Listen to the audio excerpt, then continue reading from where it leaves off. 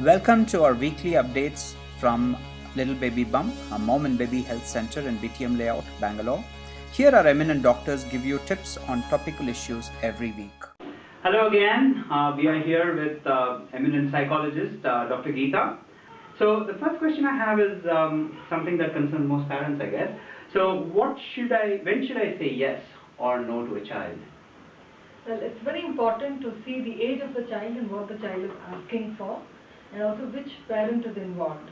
You will find that the child's intelligence generally makes the child recognize the mood of the parent and which parent he or she should go and ask for whatever he or she is demanding, and hence we must actually say the yes or the no very quickly instead of prolonging it and making the child go into a bad emotional state.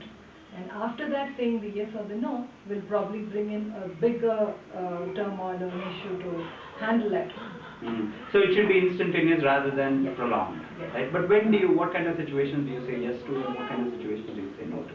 Well, probably the parent should be able to justify with the yes or with the no. That is when we have to hold on to the yes and no. But I would strongly suggest that no parent should actually move from a no to a yes or from a yes to a no in course of the same issue, in course of the same demand. Once we say the no, let's hold on and let's check out how much we can justify the no. But we should never actually move from a no to a yes. Perfect. I think that was a great answer. Thank you very much, doctor. Thank you.